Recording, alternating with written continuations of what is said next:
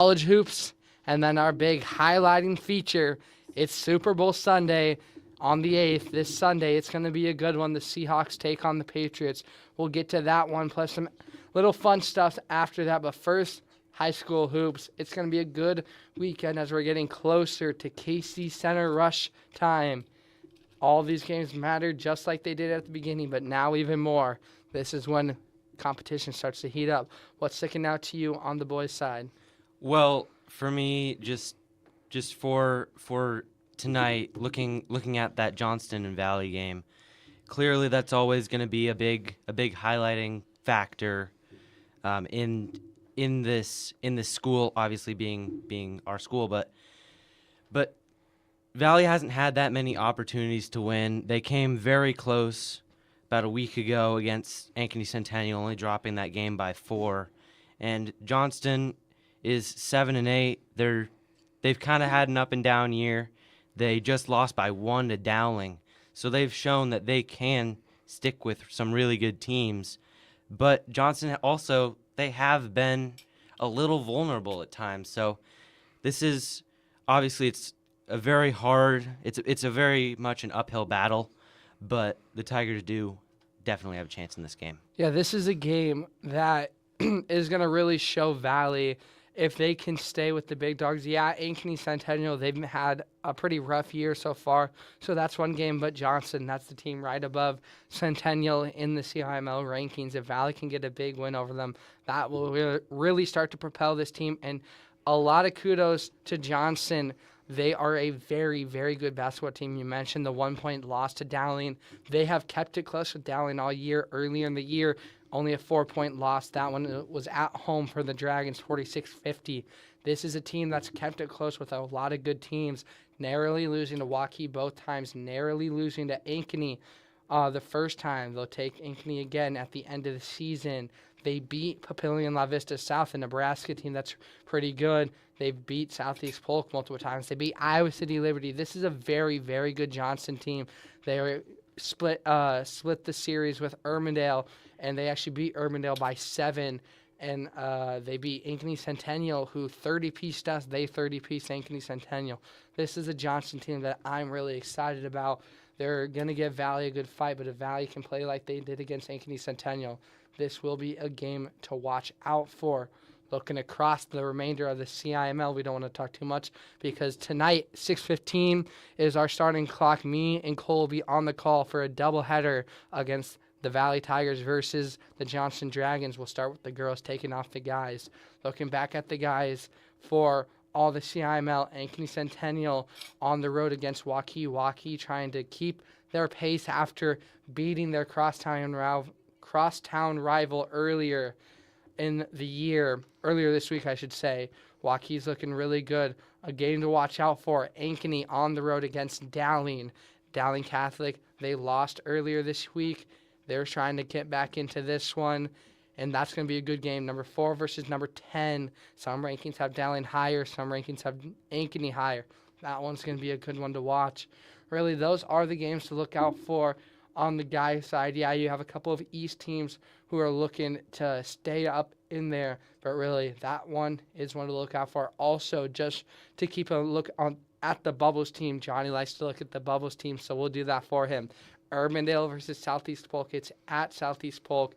That one will be a good one. Irmondale trying to stay up in their ranking. Southeast Polk just trying to stay up as well and keep that looking like, I would say, 4 or 5 ranking once we hit into sub-state.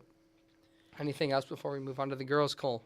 Not really, but I'm just really excited for especially this Ankeny Dowling game. Mm-hmm. Dowling's had a couple of tough games. They really didn't play that great against Johnston, only winning by 1. And Dowling is a much better team than Johnston. So if Ankeny can get Dowling on another one of these tough nights that they've been having recently, then they could pick them off for sure. Yes, they can. Moving on to the girls' side of things, this is where things really start to heat up. The first game to look out for, Johnston versus Valley. A lot of people are counting out Valley in this one, and to good reason. Johnston Dragons coming into this one, the best team in the state of Iowa, the number 1 overall seed. They're 17-0. a lot of good players in this one. Johnston, just as always, these last couple of years, coming in stacked lineup against stacked lineup, and this year is no different. This Johnston Dragon team will be one to look out for. Yeah, and whenever you see Johnston on the schedule, you always know it's going to be a very tall task. But for the Tigers, they've had a couple of tough ones against Centennial. They only put up 38. That is not going to fly in this game. They're going to have to hit some shots, and they've shown to be very streaky. They've gotten very cold in some games, like that Centennial game. But when they've been able to get hot, they've really been able to bury teams. And you're going to need that A+ effort tonight against Johnston. Yes, you are. And I mean, it really comes down to a lot of their players, but their star one, Jenica Lewis, she's a senior. She's been showing out all of these past couple of years. She's getting a lot of recognitions. I believe she's a D1 commit. I'm not sure where. But yes, this Johnston team, they are one to look out for. Like we mentioned for the boys' side, we'll talk a lot more about this one later tonight at 6:15, where we will be on air for the doubleheader of the Johnston versus Valley basketball game. Also, on the girls' side, a lot of other good games. Ankeny versus Dowling. That's number 4 versus number 3. The Hawks versus the Catholic versus the Maroons, I should say. That one will also be a good one starting at 6:15. Ankeny's trying to pick up a big upset win against Dowling alongside Urbandale Southeast Pool, because that's another bubble matchup to look out for. Ankeny Centennial at Waukee. Ankeny Centennials look good all season, and they're trying to keep up their pace up in the rankings against Waukee. Some East games to look out for, because on the East side, girls basketball is doing much better than it is for boys basketball on the East side. Iowa City Liberty taking on Iowa City High. Iowa City versus Iowa City. That one is a really good one. Liberty comes in as the higher seed. They're looking to keep up their pace and potentially cementing themselves with a regional first-round game. Regional second-round game with a first-round bye. Cedar Rapids also looking to do that against another rivalry game against Cedar Rapids Kennedy. That one's looking good. The Washington wants to keep up, trying to cement themselves with the first-round bye. And then the last one, Iowa City West, Cedar Falls. Cedar Falls looking very strong this year. They have a home one against City West. That is another really good one to watch out for. A lot of good basketball games in high school hoops. What stands out to you? Well, yeah, I mean, I think it's all about. I know Johnny always needs to talk about these these bubble teams, but it really comes down to, like, a lot of these top teams are really battling for second and trying to not drop down any farther than that. Northwest is off tonight, but Dowling, obviously you mentioned them earlier, and they have a big one tonight. They have to take care of business there to try to tie each other up at 11-3 in the conference. And those battles are really what are going to propel you, to give you a chance, to give you the best chance possible to pick off Johnston in the state tournament, because obviously Johnston is always going to be the team to beat, and you just have to get them on their worst night. Yes, they are. A lot of good high school hoops this tonight. But make sure to tune in later tonight at 6:15, where we start our doubleheader broadcast where the Valley Tigers take on the Johnston Dragons. Moving on now, we got some college hoops. We got a big weekend slate, and it's starting out strong tonight. The Huskies of UConn, it's a Big East, trying to stay undefeated in the Big East, where they take on the Johnnies. St. John's at home. Actually, I think it might be. Is this a neutral site game at Madison Square Garden? I think it's at St. John. It should be. Does St. John's play at Madison Square? Yeah, they do. Okay, I never really know where they play, but the Johnnies staying at home, trying to pick off the number 3 team in the country. UConn trying to stay in this one. That one will be a very good game. Any thoughts, Cole? Yeah, I mean, it's felt like I haven't been 100% sure on UConn this year. They're 3rd in the AP poll, but they're 8th in KenPom, which is probably the most reliable metric there is out there. And St. John's, really, they started out the season slow, but they have been red hot throughout this conference slate in the Big East, and they have a great opportunity tonight. They could knock down UConn down to that two seed line, and they have a really good opportunity to move up to the 4, maybe even the 3 line if they win this game. Yes, they do. Moving on now for Saturday. There's a couple good games. And first off, before we get into the ranked on ranked, we always got to talk about our mid-major teams that are really making a statement. Moving up to number 19, SLU, the Blue Devils out of St. Louis, heating up. They're perfect in A10 conference play, 22-1 on the season. They have a very easy game, you would think, at home against LaSalle. Really nothing else to talk about in that one. Miami of Ohio, or as the president likes to say, just Miami University. Don't like to use the Ohio, but that's reflecting on their record sheet. They're undefeated on the year, 23-0, 9-0 in conference play in the MACtion. They have a tough one against Marshall on the road in West Virginia, Huntington, West Virginia, Cam Henderson Center. The Mean Green are trying to pick off Miami, to send them away from the top 25 and to put a blunder on that perfect record. That one will be a good one.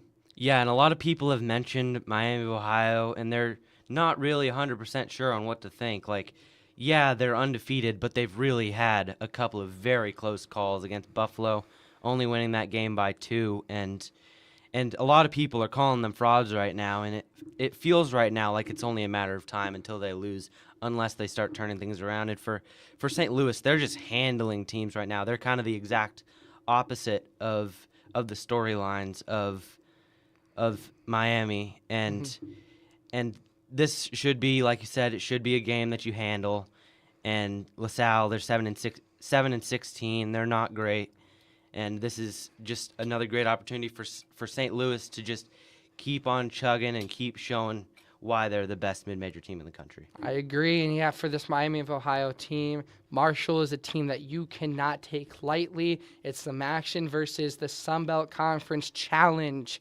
Marshall trying to rep the Sun Belt and give the MACtion their hope of a at-large team if Miami of Ohio doesn't win the tournament, trying to send them away packing early. That if Miami of Ohio can win this one, it will really silence all the doubt because, like to your mention, they've been struggling in some games they shouldn't be. So if they can win this one, even if it's close, it can show that they're not frauds. Moving on, we got a couple of top 25 matchups that are looking very, very enticing. First off, it's one of the oldest rivalries in college basketball. Chapel Hill, Dean E. Smith Center. It's going to be a good one versus Blue Blood.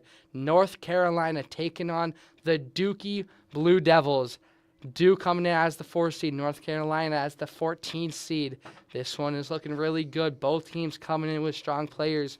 North Carolina, they've struggled in ACC conference play a little bit, 6-3, dropping some easy games that they shouldn't be. Duke, on the other hand, perfect on the year in conference play. If North Carolina can stay at home and upset the Blue Devils, that will really streamline them towards the end of the season. In the Big Ten, there's another big game. Michigan State coming off of a loss. They have a game at home in East Lansing against Illinois. Illinois, the 5 seed, they skyrocketed after their big win against Nebraska. This one will also be a game to watch out for.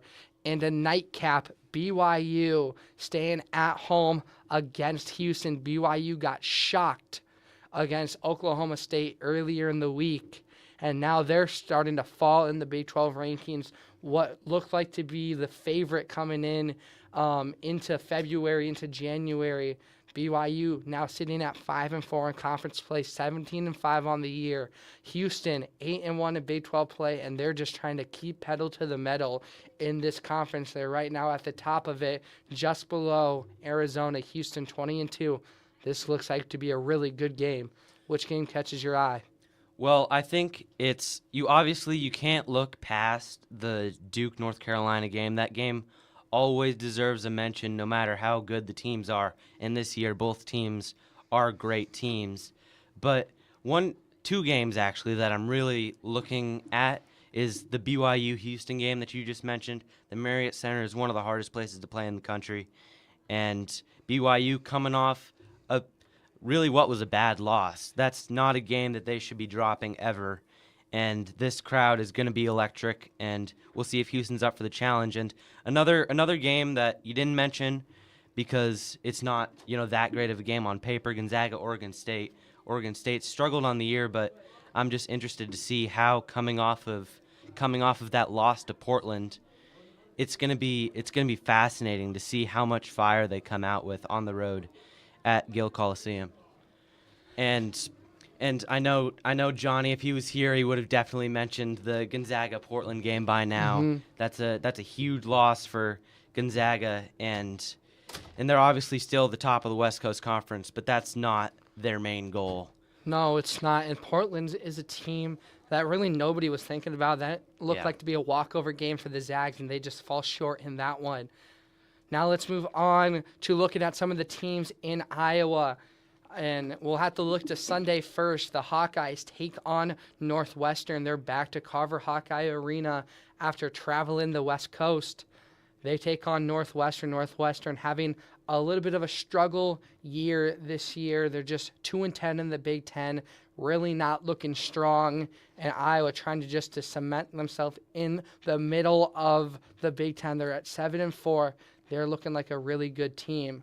Also, in Iowa, we're going to look at the Drake Bulldogs. They fell earlier this week in back-to-back games after beating the Aces of Evansville. They lose to Bradley by 14, and then they take on Belmont at Belmont. It was looking close for a little bit, and then the Bears just take hold of that game, and the Bulldogs lose 90-103. Now, on Friday, they play tonight, actually. They're going on the road at Normal, Illinois against Illinois State. That one is a game that they must win. Also to wrap out Iowa before we hit to Iowa State, the UNI Panthers, they take on the Bradley Braves tonight at 7. UNI, they've struggled a little bit this season, and they're really trying to cement themselves. They are at home. If they can knock off the Bradley Braves, that will be a game that could potentially set themselves up for a strong run in the MVC. But who knows? And then the big one here in Iowa for at least me and you, Cole, as Iowa State fans, Iowa State just trying to continue their run of the Big 12. They have a big one at home against Baylor. Baylor having a little bit of a struggle year this year, just haven't been consistent at all. And for the Iowa State Cyclones, this one in Ames, 1 o'clock game, they're just continuing their success. They're favored by 15.5, but Baylor is a team that you never want to look lightly on, even if they're having a struggle year, which they are. 3-7 in the Big 12. Iowa State and Baylor have a heated rivalry in both sports, and Baylor seem, just like we thought for Kansas State, seems to always play out and above what they look like when it comes to Iowa State. We'll see if they can do it. Hilton, one of the hardest places to play in the country, trying to get loud against these Bears.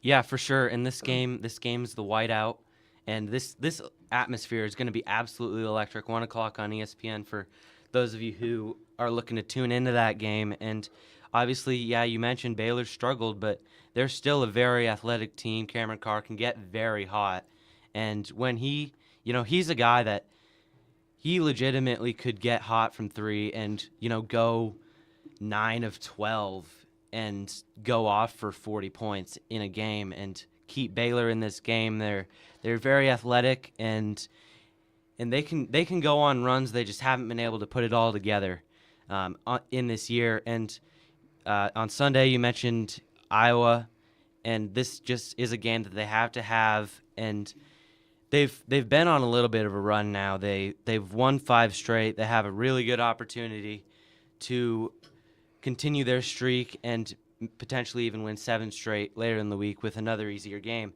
And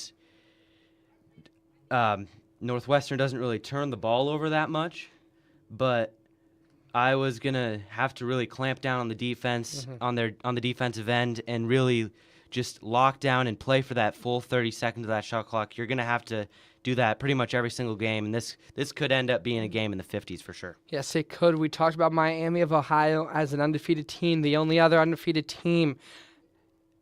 I might be calling it upset alert, upset watch. They are at home against Oklahoma State. It's a 3 o'clock game, and we mentioned it earlier. Oklahoma State just upset BYU at BYU. This could be a game to watch out for. Oklahoma State, with this new conference realignment, a lot of teams are having to take big stretches of weeks on places that are nowhere near them, and Oklahoma State is on their west coast, or I guess southwest drive. They were at BYU in Utah. Now they're in Arizona before they head back to Oklahoma. Oklahoma State, they're a team to watch out for. They're a very strong team. They gave Iowa State a little bit of some pressure earlier in the year. They gave it to BYU and pulled out the win. Arizona, they have to play on ball the entire game if they don't want to get upset in this one.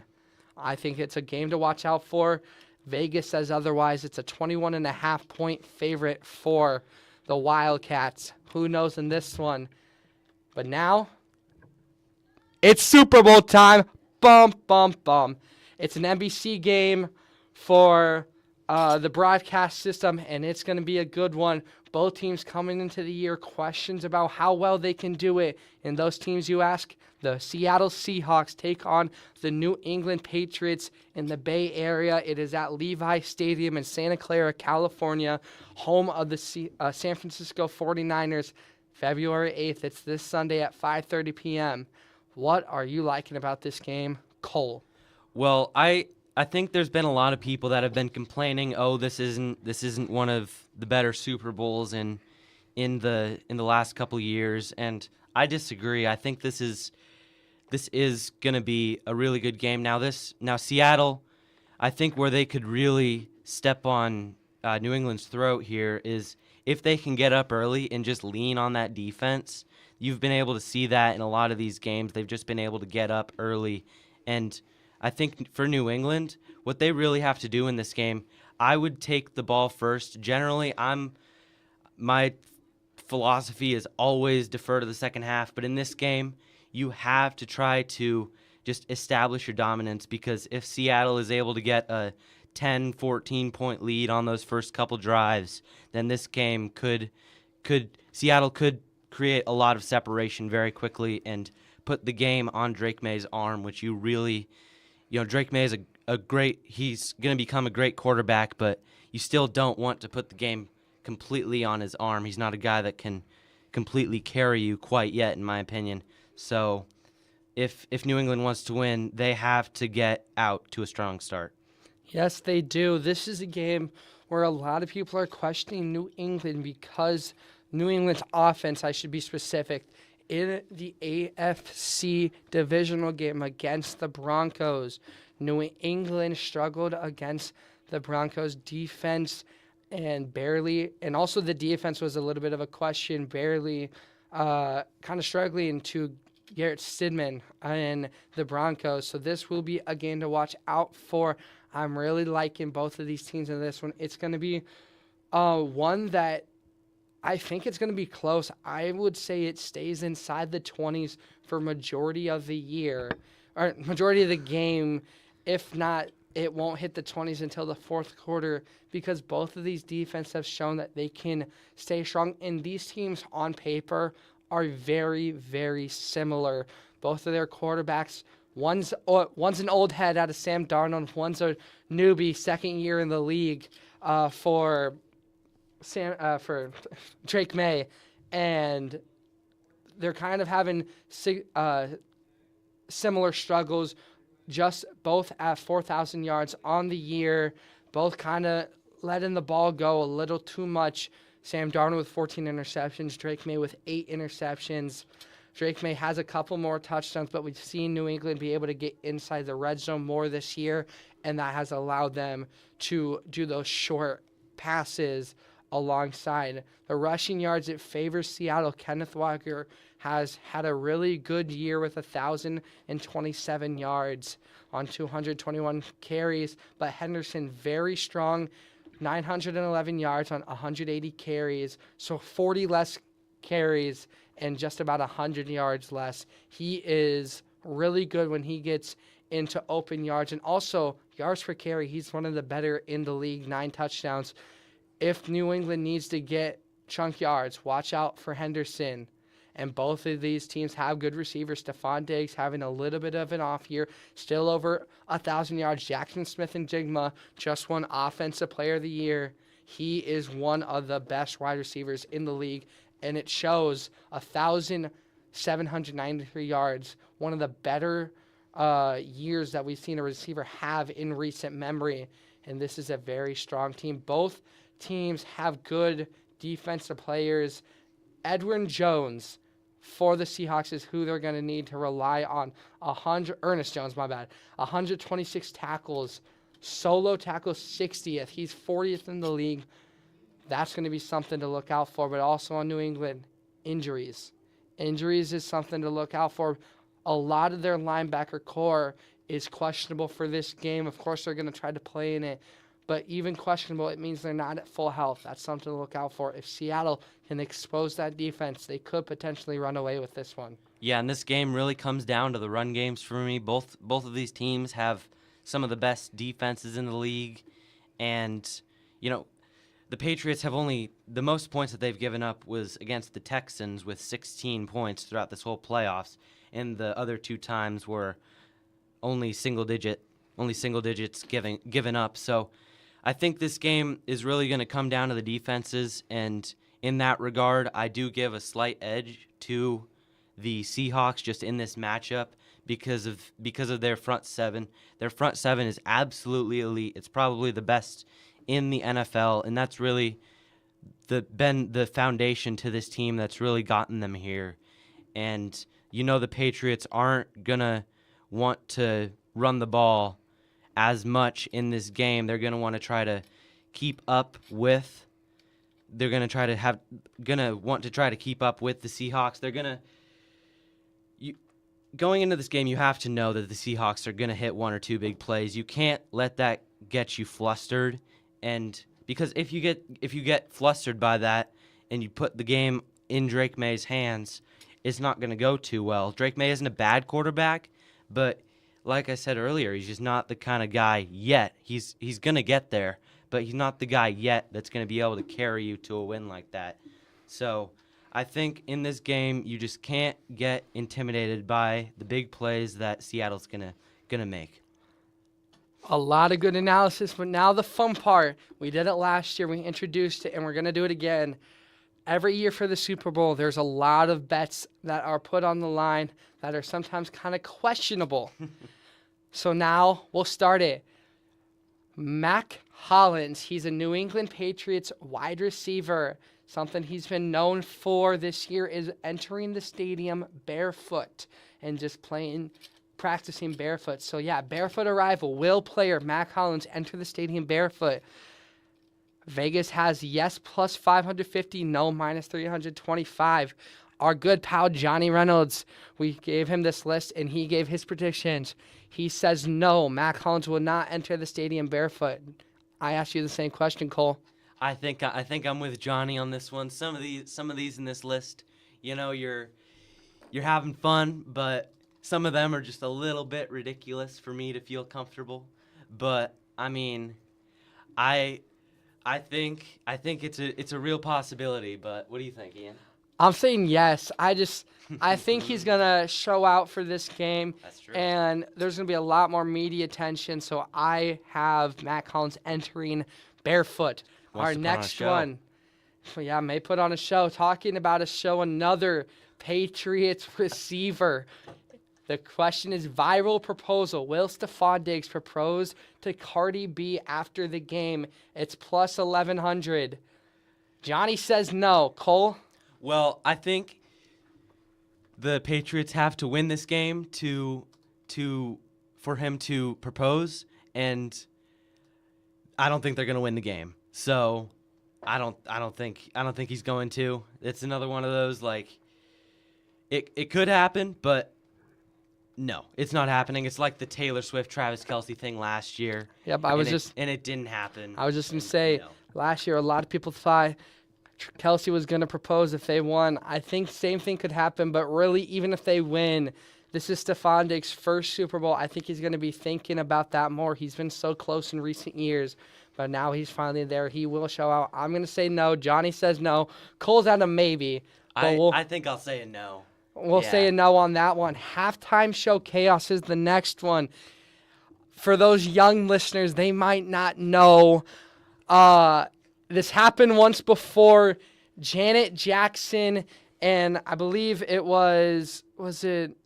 I don't remember. Was it I feel like we should know this. This is something we should know. Yeah, the Janet Jackson incident at the Super Bowl.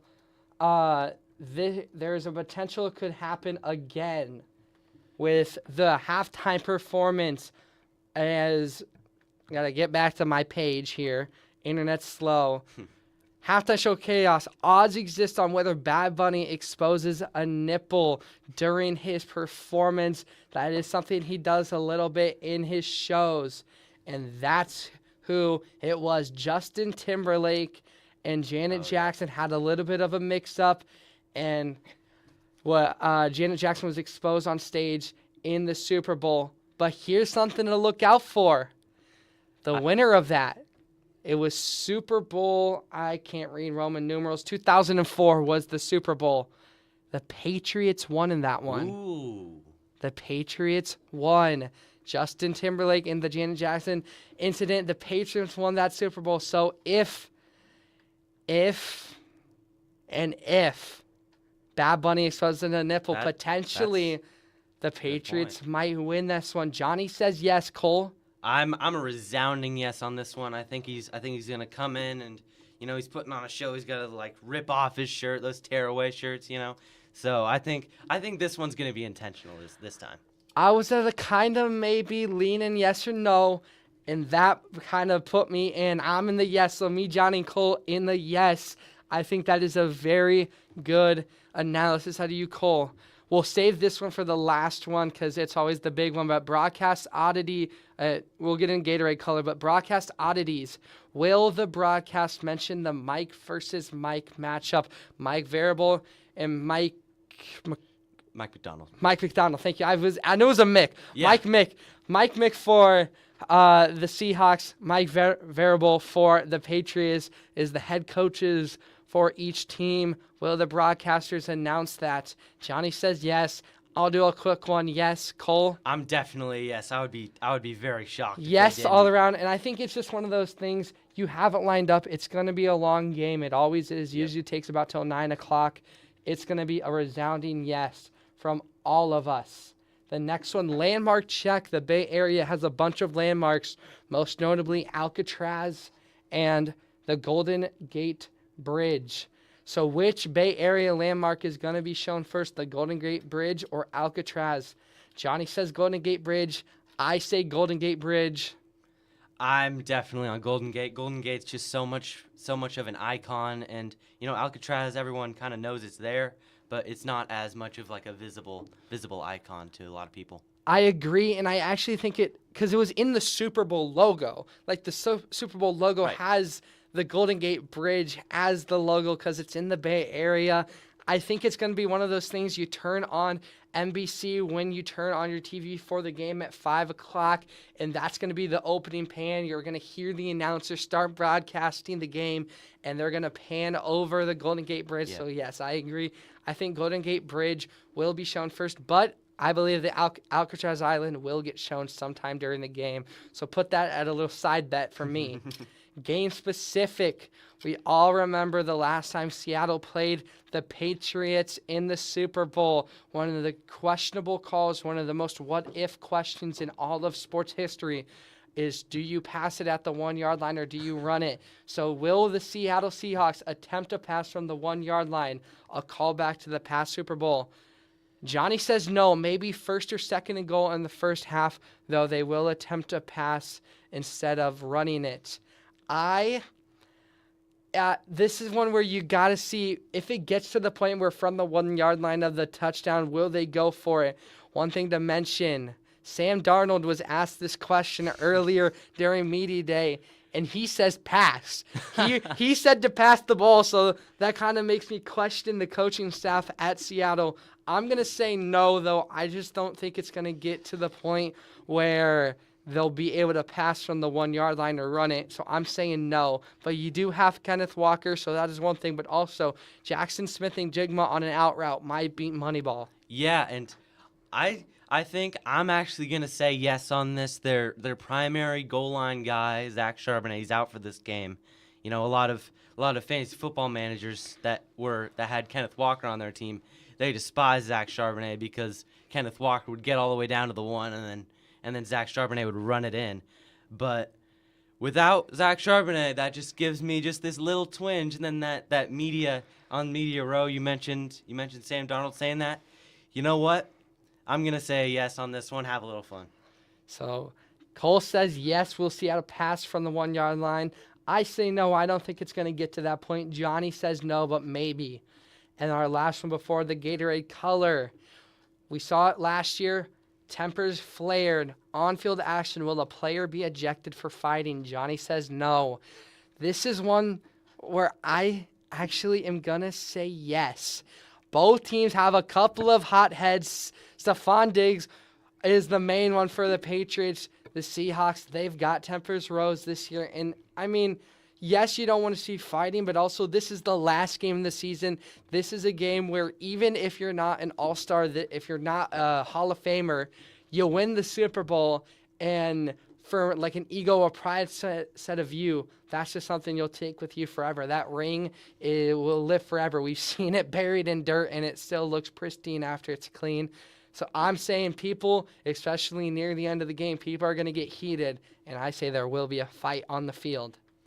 Yeah, and how do you define a fight? Is it like just some pushing and shoving, or is it like an all-out brawl? Or I something, think something in between? one that the refs have to step in enough to Like break it separate up. two people. So even if it is just pushing Okay. and shoving, getting in each other's face, I think that counts as a fight, a verbal fight. But yeah, when the refs have to come in, separate, or when a group of each team, maybe not everybody, not stands clear, but when everybody has to come in and start to separate, I think that counts as a fight. So then, in that case, I'll say yes, because I think there's a lot of emotions in this game.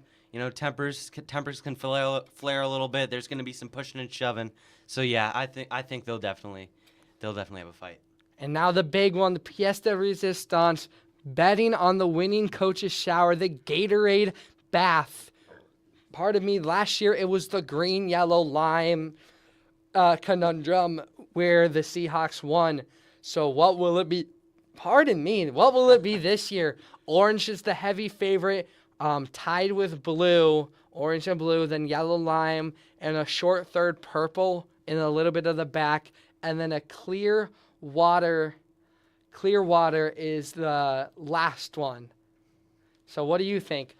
Well, I think water's too lame, so that one's out because they're not going to give him water. And orange and blue are two clear favorites, and Johnny took lime. And you know what? I'm going to take purple because purple Gatorade, that stuff is terrible. So nobody's going to have drank it at all. So they're going to have just this full Gatorade thing that nobody has touched, and it's going to be perfect. This is a tough one for me. The one thing that I would like to mention, red was not even on the list. Yeah. I don't know why red's not on the list. I would probably put red, but here's the thing. Not many people do red. It just stains too much. The red 40 issue. Orange and blue is a common one, and then yellow. That's such a good answer. Usually you like to go towards the teams. Blue for the Patriots, yellow lime for the Seahawks, but red could also be for the Patriots. Tough one. You may call me It's a big decision. a follower, if anything, but I'm going to go favorite. Give me orange Gatorade, All right. the drink that you need when it's a hot, sunny day after playing rec soccer for 4 hours on a Sunday afternoon. The orange Gatorade was there for you, and it will always be there. This one's from the heart. Give me orange Gatorade to be the dousing winner. But yeah, that's our predictions. We'll kind of check up on them on Monday and give you a recap of everything. But first, before we end it, quickly, one-word answer. Who's your winner, Cole? Seahawks for sure. It's going to be a resounding Seahawks from Johnny Reynolds. And we're all going to be on the same page because I'm going Seahawks. I don't like that. Seahawks all around. I don't like it either. The Patriots may sneak out a win. It's going to be a good one Patriots this are gonna Sunday use their night. black magic. February 8th, 5:30 p.m. It's Super Bowl 60. But that's all we have today, folks. Cole Sunderman, Johnny Reynolds from afar, myself, Ian Nelson. Thank you all for listening. Have a great rest of your Friday and a great weekend. We'll be back same time next week on Monday for Before the Buzzer. But keep on rocking. It's 88.7 KWDM, The Point. There's danger out there. It lurks on highways and quiet neighborhood streets. It's more likely to kill you than a shark and more terrifying.